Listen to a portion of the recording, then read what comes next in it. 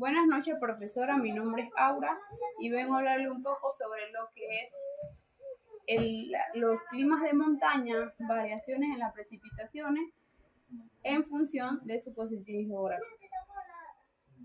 El clima de montaña generalmente es frío y húmedo con variaciones notables debido a la altitud y la longitud, altitud y latitud, y la temperatura disminuye aproximadamente de 6.0 centígrados a 1.0 centígrados cada 100 metros, y la presión también se reduce proporcionalmente. Esta disminución de temperatura con la altura resuelta en un clima distinto a las tierras bajas, ya que en las tierras bajas existe mayor oscilación térmica diaria. Las precipitaciones en las montañas son influenciadas por varios factores, entre estos la elevación, que es la que provoca una sombra de lluvia en el lado del sotavento de una cordillera, donde las pocas precipitaciones, además de las precipitaciones, varían según sus ciclos, como por ejemplo diarios, mensuales y estacionales, así como por la posición geográfica del lugar, porque podemos ver que existen diferentes climas en diferentes lugares, uno más frío que otros. La variación de las precipitaciones con la altitud es significativa en el clima de montañas. A medida que se ascienden las temperaturas, disminuye la tasa de enfriamiento adiabático, que juega un papel crucial. El clima de montaña se caracteriza por temperaturas más bajas a mayor altitud, siendo influenciadas por las relaciones del ambiente y la atmósfera, de las tasas abióticas secas y húmedas. Un pequeño ejemplo de cómo se da este enfriamiento en las montañas es que las masas de aire húmedas, que muchas veces provienen del mar, se encuentran con las cordilleras, que es la punta de la montaña, y por lo que tienen que elevarse para poder sobrepasarlas.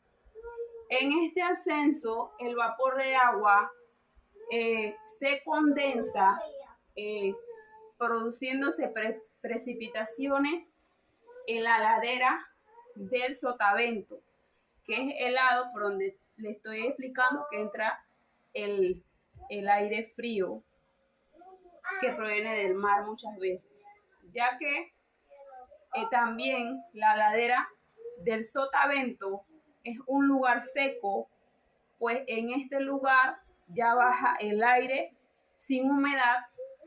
El papel de la nieve y el hielo. La acumulación de hielo en la cima de las montañas se debe a la temperatura más fría y las condiciones climáticas en altitudes elevadas.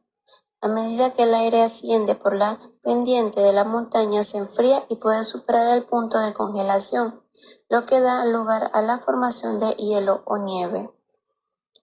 Los topoclimas en montañas.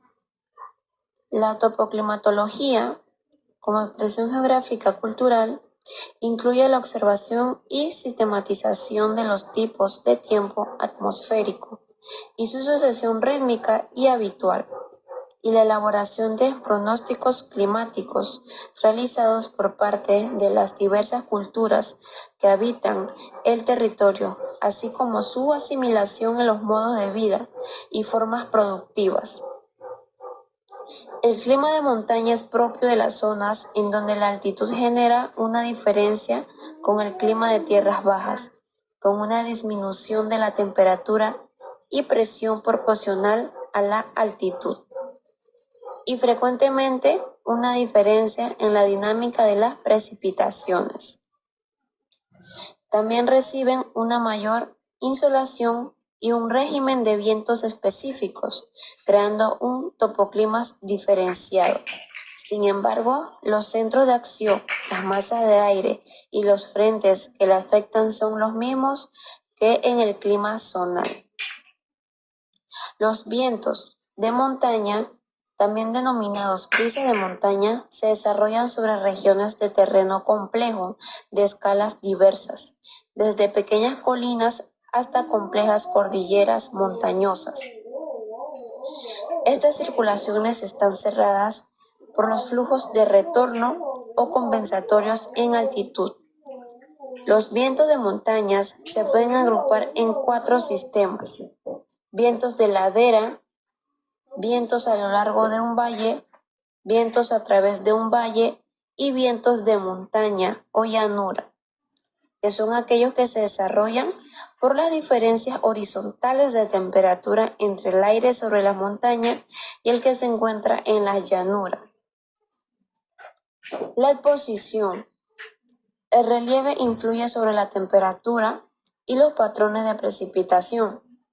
Por ejemplo, en las zonas montañosas más elevadas, las masas de aire al chocar con estos cuerpos se elevan y como consecuencia la temperatura disminuye con la altitud y aumenta la frecuencia de lluvias.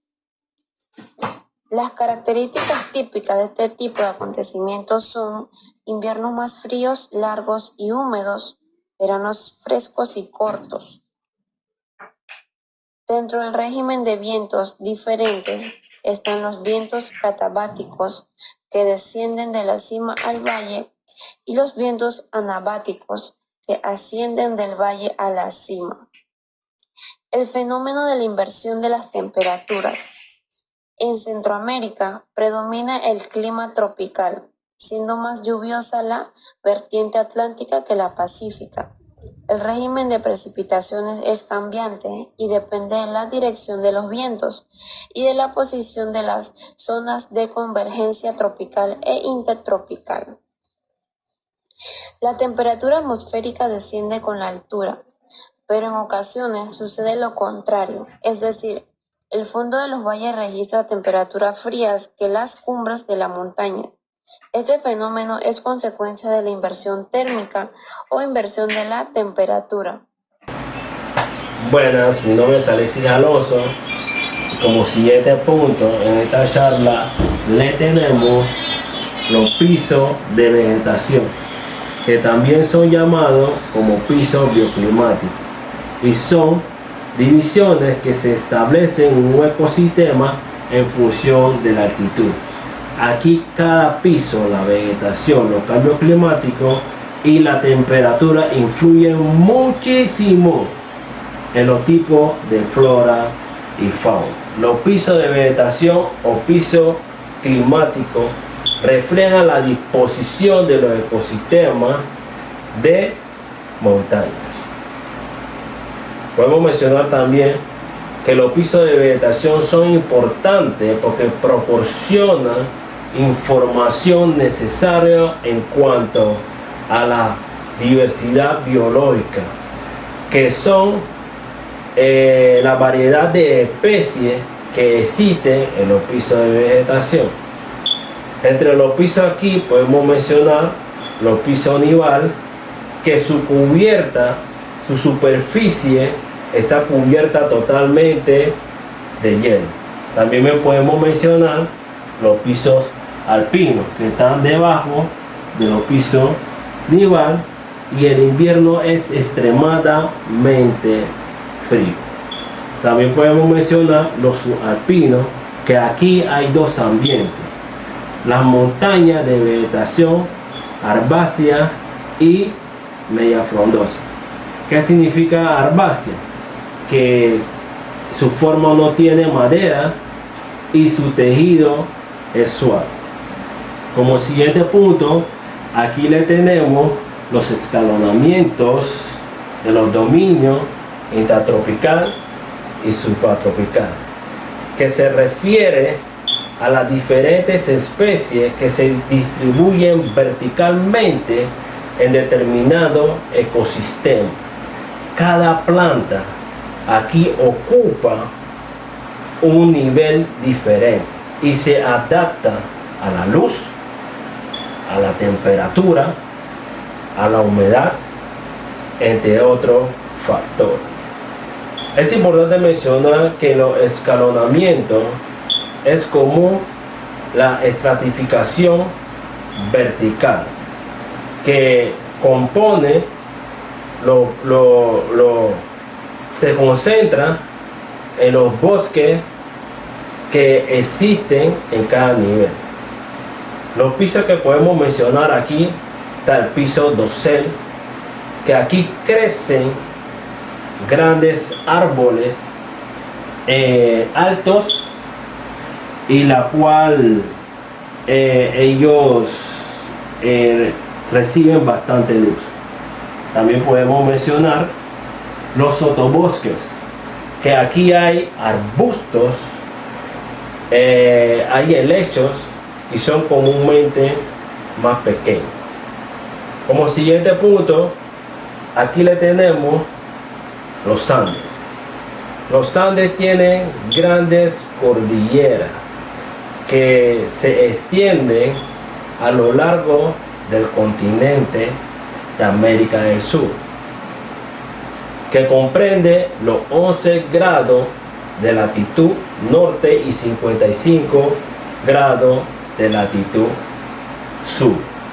Aquí hay varios países que podemos mencionar: Venezuela, Perú, Colombia, Chile, Argentina, entre otros.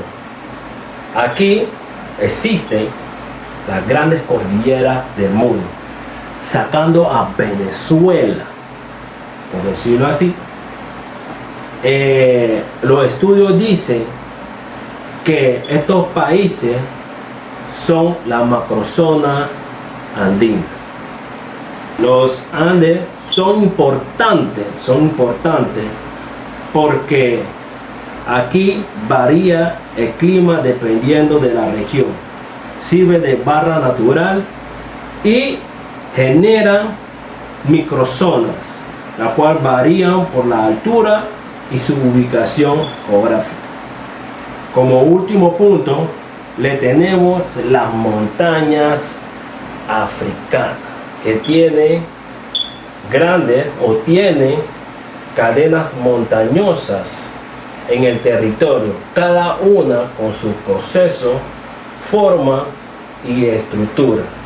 Estas montañas africanas son importantes porque dan gran biodiversidad y recursos naturales. Estos sistemas montañosos no tienen grandes barreras montañosas, y entre sus montes podemos mencionar el monte Atlas y el monte Drakensberg. Como otro punto en esto podemos mencionar los valles Rift, que fueron formados por una gran fuerza tectónica, la cual causó la extensión y el hundimiento. Aquí se crearon, por el valle de Rift, montañas y cuencas. Muchas gracias. Los Himalayas.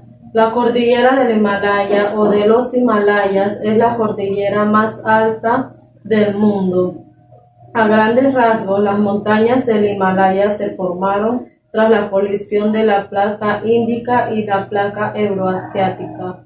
Su formación no tiene mucho tiempo de antigüedad y el proceso todavía no se conoce a fondo, pero comparada con la cordillera de los Alpes, esta es más joven. Los científicos suponen que la elevación de la corteza que dio forma a las montañas fue un proceso gradual, como suele ocurrir, pero se prolongó durante mucho tiempo. Puede decirse que fue hace entre 50 y 55 millones de años que la orogénesis del Himalaya dio inicio, pues en ese tiempo la placa índica comenzó a chocar contra la euroasiática, una vez que hubo alcanzado las latitudes más al norte. La colisión entre ambas placas ocasionó que la corteza se quedara en una amplia región y entonces se elevara. Estas capas de roca se apilaron unas encima de otras, crecieron y los picos más altos se cubrieron de hielo y nieve. Los grandes Himalayas y los menores se componen principalmente de rocas metamórficas y sedimentos, pero el proceso aún no ha terminado. Los Himalayas aún continúan creciendo debido al movimiento de las placas tectónicas. Por eso en la región tienen lugar algunos de los más intensos terremotos.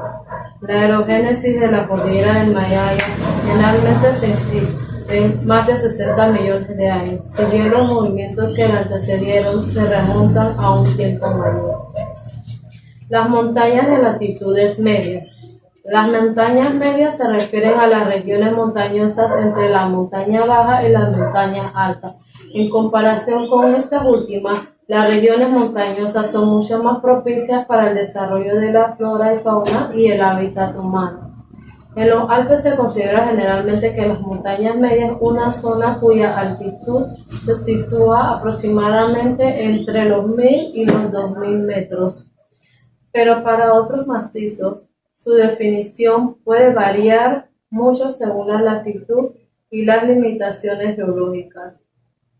Las características de las montañas de latitudes medias. Es un entorno montañoso donde la nieve aparece normalmente dependiendo de la época. Pueden encontrarse algunas construcciones con fines de pastoreo, aunque casi nunca representan núcleos rurales debido a las condiciones climatológicas.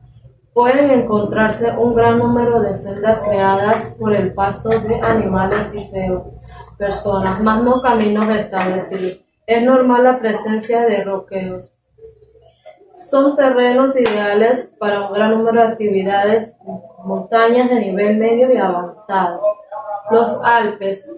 La cordillera de los Alpes es el sistema montañoso más largo de Europa y se extiende a través de 8 países alpinos. Estos ocupan un lugar esencial en la geografía de estos países y forman parte de su identidad cultural. Los Alpes se sitúan geográficamente en un arco de más de 800 kilómetros. Durante gran parte de la historia, los Alpes fueron considerados una barrera difícil de pasar y acceder a otras regiones. Estos eran sitios peligrosos de avalanchas frecuentes y lugares misteriosos, hasta que en el siglo XIX la tecnología permitió su exploración e investigación. Los Alpes occidentales se extienden hasta el suroeste de Suecia. A medida que corren hacia el este, algún pico gana altura, pues en los Alpes centrales se encuentran algunos de los picos de mayor altitud, y en los Alpes Peninos, sección de los Alpes centrales, están los 12 de 10 picos más altos de la cordillera. Cerca de la mitad del territorio de Liechtenstein se ubican los Alpes centrales. Los Alpes orientales, el pico más alto es el Pisternina, el macizo del Monte Rosa y los otros que siguen en altitud. Los Alpes se conformaron como consecuencia de la colisión entre las placas eurasiáticas y las africanas. Sin embargo, el proceso se complementó entre 2 o más etapas de varios de años. Se calcula que la orogenia alpina dio inicio hace aproximadamente 300 millones de años. La flora y fauna de la cordillera de los Alpes, este paisaje alpino es uno de los más representados en postales. Hay afilados, riscos pendientes inclinados, valles, pastizales y bosques, mientras que el derretimiento de los glaciares durante la última glaciación ha creado varios lagos de agua tranquila. Todo esto y más constituye a un hábitat para una vasta diversidad de plantas, por lo que se considera una de las regiones más ricas de Europa. La flora está bien representada por la flor de las nieves, una de las más comunes y mejor conocida en el paisaje alpino. Hay pastizales y bosques montañosos con abetos, pinos, robles y alpina. Las rocosas. La cordillera de las rocosas o rocallosas es una de las más importantes de América, extendida a través de Canadá y Estados Unidos. Se le considera la gran columna vertebral de América del Norte, debido a los hábitats que soportan y las bellezas de su paisaje, así como otros factores. En 1915 se estableció el Parque Nacional de las Montañas Rocosas en Estados Unidos. En 1984 los parques de las Rocosas canadienses fueron declaradas Patrimonio de la Humanidad por la UNESCO.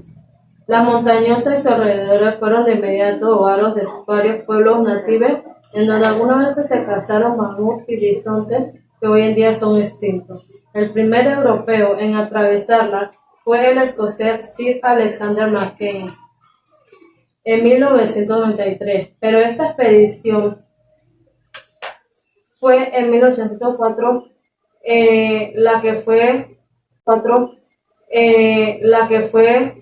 que se recogió muestras para el estudio científico de estas montañas. Las características de las montañas rocosas. Estas se componen de varias cordilleras, por las que se conforma un sistema complejo que incluye las montañas Cabinet y las Slack. Popularmente se para en algunas secciones las montañas rocosas canadienses en Canadá y montañas rocosas en el sur, del norte y del centro de Estados Unidos.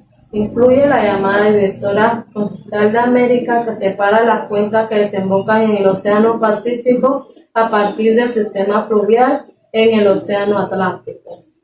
Las rocosas del sur constituyen las secciones de mayor altura, con picos de más de 4.250 metros de altura, pero en general la cordillera alberga varios de los picos más altos de Norteamérica, del cual el monte Everest es el más alto, con 4.401.2 metros de altura de altitud. La formación de las montañas rocosas. Este proceso es uno de los más estudiados, aunque todavía hay divergencias y puntos no del todo comprendidos. Se acepta que se desarrolló durante un periodo de intensa actividad tectónica, pero que los movimientos que llevaron a su elevación tuvieron lugar mucho tiempo atrás. La flora y la fauna de las montañas rocosas son ricas en especies silvestres y son lugar de bellos paisajes de tundra, llanuras, bosques y praderas, humedales y otros biomas y ecosistemas. La región de las montañas rocosas es rica en depósitos de minerales como oro, plata, cobre, zinc, plomo y carbonato de sodio, además de fuentes de combustible